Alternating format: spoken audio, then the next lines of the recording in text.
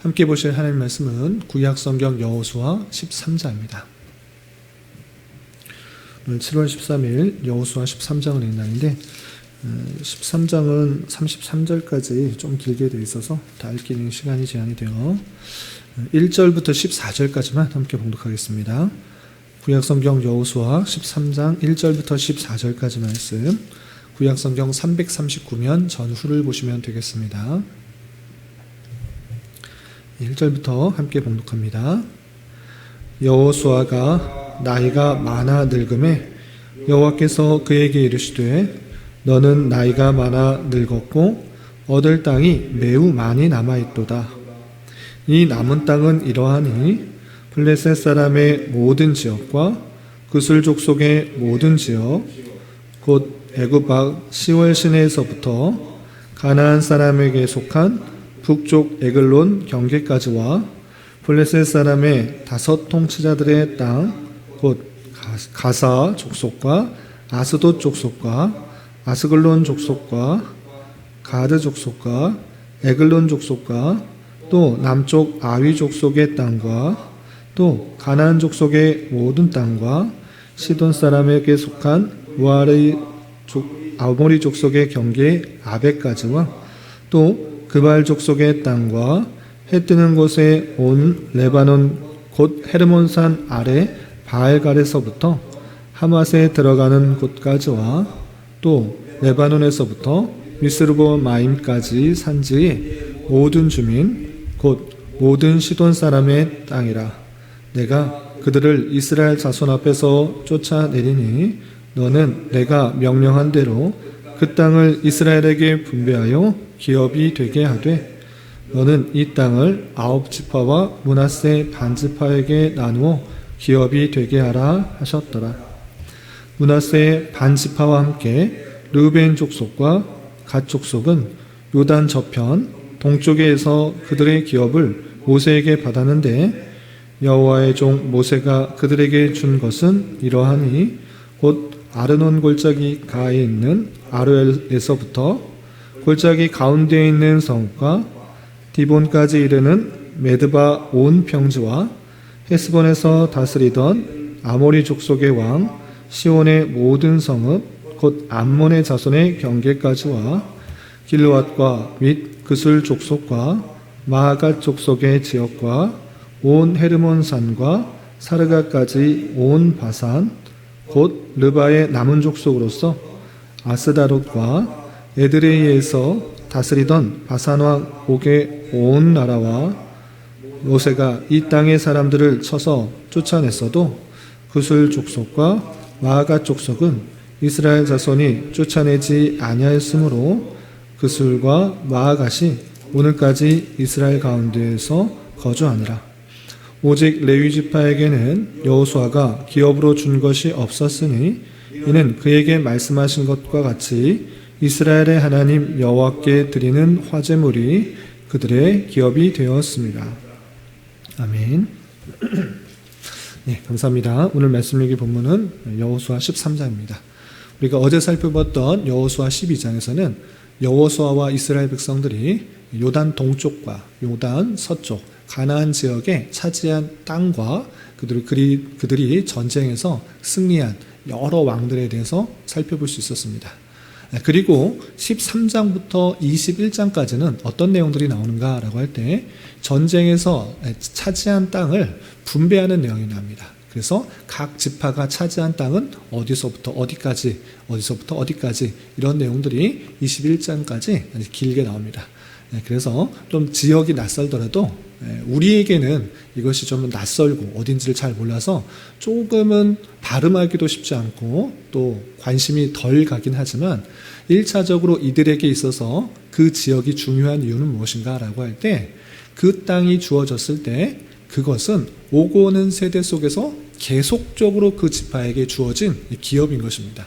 땅을 넓힐 수도 없고 좁힐 수도 없는 하나님께서 주어진 그런 지역이기 때문에 그들에게 있어서 아주 확실한, 오늘날에 있어서는 등기 등본에 나와 있는 그 지역, 어디서부터 어디까지라고 명확하게 주어진 그 내용이기 때문에 그 백성들, 1차적으로 그 백성들에게서는 하나님께서 약속하신 그 말씀의 실현이고 우리가 영원히 거해야 할 그 땅이라는 것들을 알려주는 표시이기 때문에 아주 귀중한 자료다라고 생각하면서 우리가 그 마음으로 읽어나갈 수 있었으면 좋겠습니다.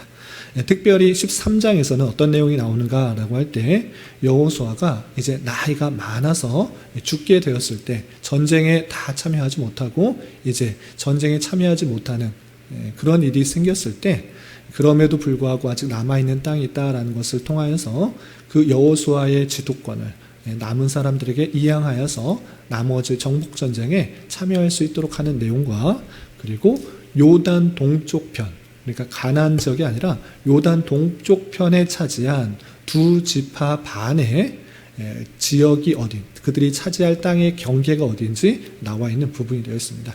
그러면 이 내용을 통해서 우리가 무엇을 또 생각하고 교훈받을 수 있는지 내용을 좀 더 자세히 살펴보도록 하겠습니다.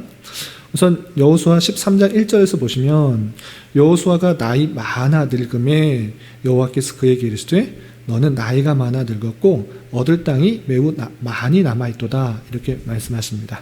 12장까지는 그들 가나안 땅에 들어가서 여호수아와 이스라엘 백성들이 수많은 전쟁을 통해서 아주 많은 땅을 차지했다 이렇게 표현하고 있습니다. 그럼에도 불구하고 전쟁에서 모두 승리하고 많은 땅을 차지했으나 아직도 남아있는 그들이 차지해야 될 땅이 아직 많이 남아있다라는 것들을 밝혀주고 있습니다.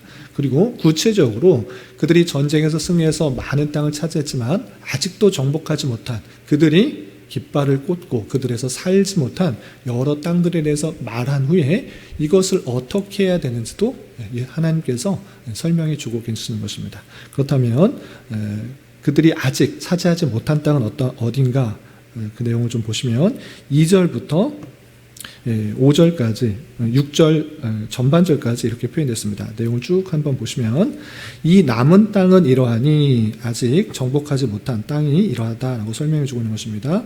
그럼 어딘가 보시면 블레셋 사람의 모든 지역 구슬 족속의 모든 지역 곧 애굽 앞 시홀 스네에서부터 가나안 사람에게 속한 북쪽 에그론 경계까지와 블레셋 사람의 다섯 통치자들의 땅, 곧 가사 족속과 아스돗 족속과 아스글론 족속과 가드 족속과 에글론 족속과 또 남쪽 아이 족속의 땅과 또 가나안 족속의 모든 땅과 시돈 사람에게 속한 무아라와 아모리 족속의 경계와 아베까지와 또 그발 족속의 땅과 해 뜨는 곳 온 레바논 곧 헤르몬산 아래 바알갓에서부터 하맛에 들어가는 곳까지와 또 레바논에서부터 미스보 마임까지 산지 모든 주민 곧 모든 시돈 사람의 땅이라 이렇게 표현하고 있습니다. 근데 발음하기도 어렵고 이 땅이 어딘지 잘 모르기 때문에 관심이 잘 안 가서 흘려듣기 쉬운데 여러분들 갖고 계시는 말씀의 책자에 지도가 잘 나와 있습니다. 잠깐만 보고 넘어가겠습니다. 10페이지 보시면 여호수아 계요에서 가나안 땅에 그들이 차지한 그 내용들이 나와 있습니다.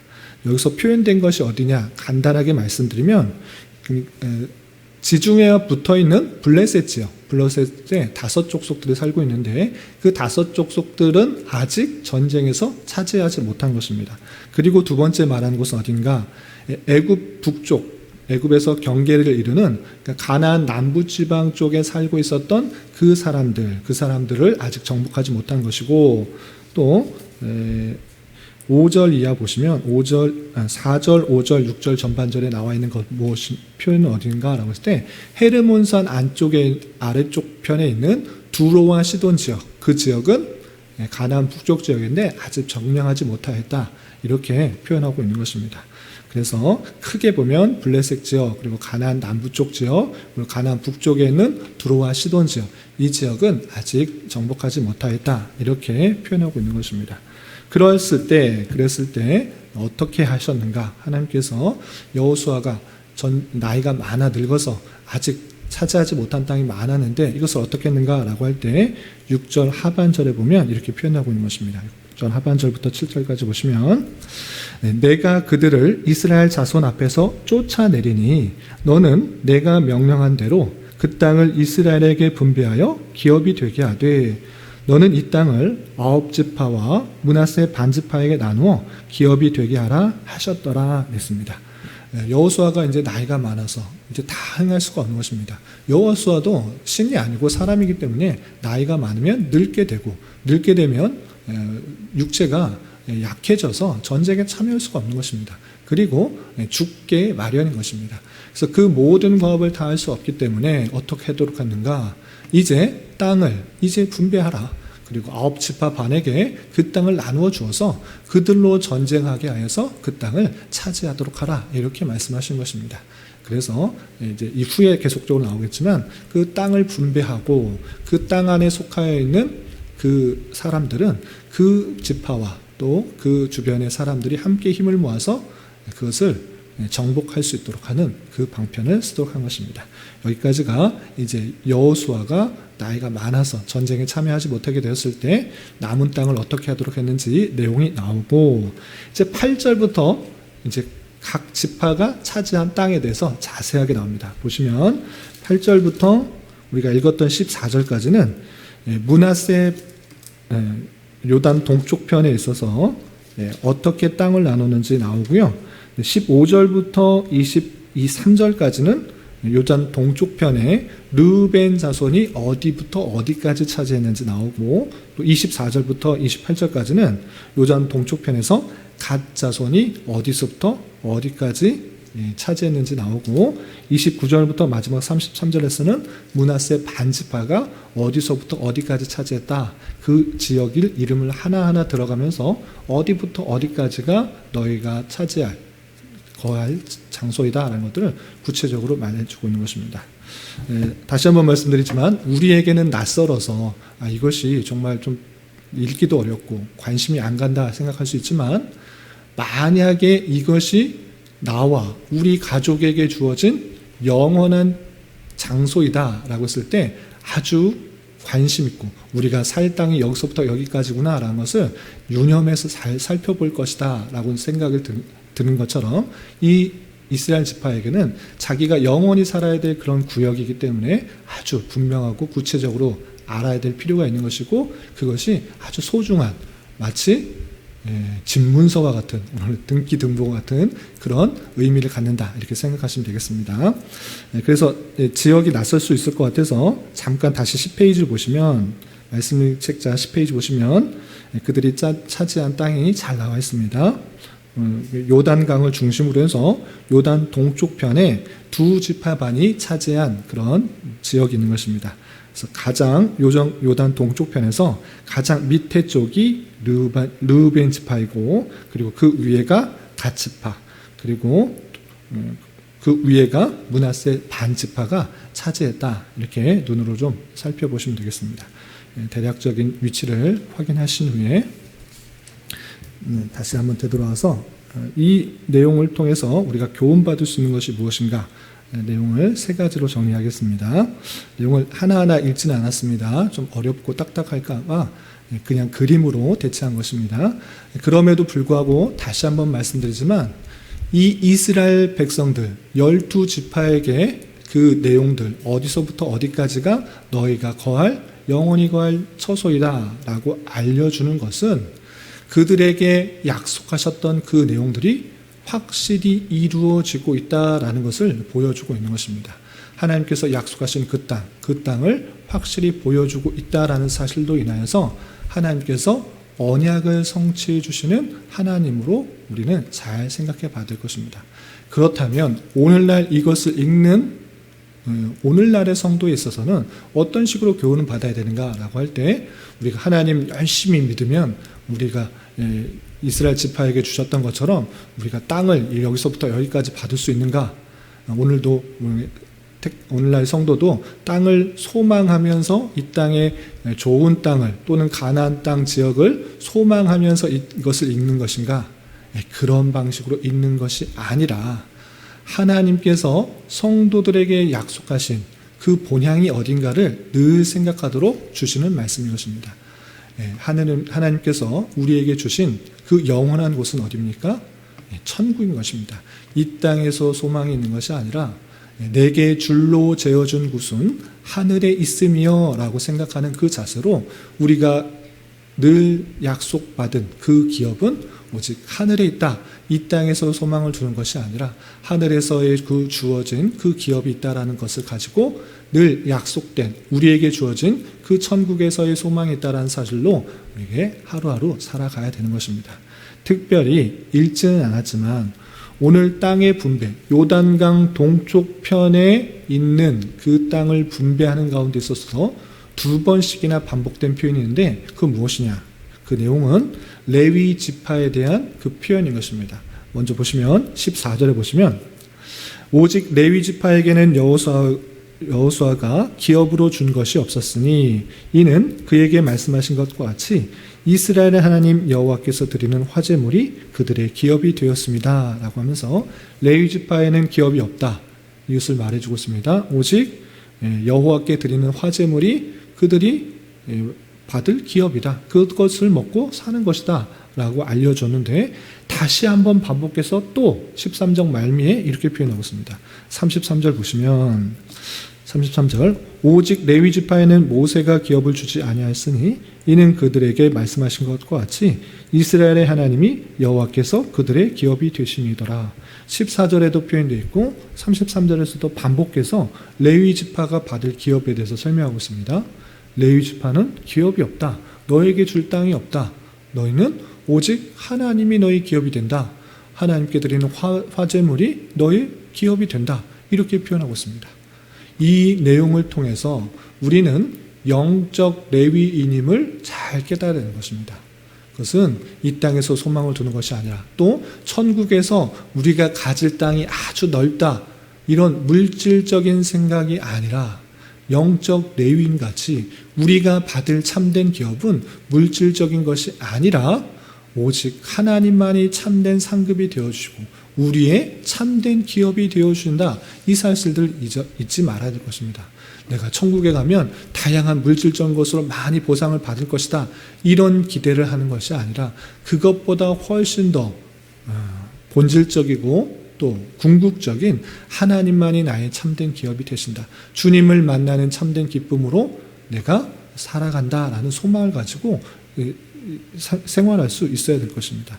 그래서 우리 또한 영적 레위인과 같이 주님만이 나의 참된 기업이 되어주신다는 사실을 가지고 주님을 참된 기업으로 믿으며 살아가는 자가 되어야 될 것입니다. 그리고 한 가지 더 교훈을 드리자면 여호수아가 늙지 않고 죽지 않아서 모든 전쟁에 다 참여해서 모든 땅을 다 차지해서 그 경계의 땅을 다 분배해 주면 좋았을 것 같은데 그것은 인간적인 기대인 것입니다. 여호수아는 사람이기 때문에 어쩔 수 없이 나이가 들면 노쇠해지고 죽을 수밖에 없는 것입니다. 그랬을 때 하나님께서 어떻게 하셨는가? 여호수아, 너가 죽을 때까지 다 싸우라 이것이 아니라 나이가 많았으니 그 땅을 분배하고 그들로부터 그 지역을 전투하여서 땅을 차지하도록 하라라는 그 말씀을 살펴볼 수가 있는 것입니다.